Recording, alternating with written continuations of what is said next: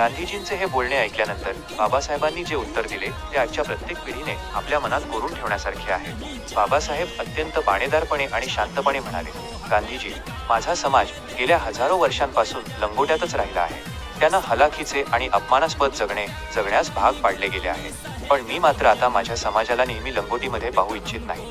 मला माझा समाज माझ्यासारखाच सूट, बूट आणि टायमध्ये पाहायचा आहे. कारण कपडे फक्त पोशाख नसून ती प्रगतीची पहिली पायरी आहे. मित्रांनो, बाबासाहेबांच्या या वाक्यात किती मोठी क्रांती दडलेली आहे याचा विचार करा. इथे दोन वेगवेगळ्या विचारसरणी होत्या.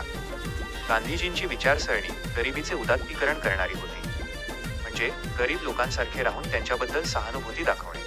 पण बाबासाहेबांना गरिबीचे कौतुक करायचे नव्हते, तर ती गरिबी मुळासकट उपटून टाकायची होती. बाबासाहेबांना माहीत होते की जर माझा समाज मला नेहमी अशा उच्च आणि रुबाबदार पोशाखात बघेल तर त्यांच्या मनातील हीनतेची भावना नष्ट होईल. त्यांच्या मनात एक चित्त निर्माण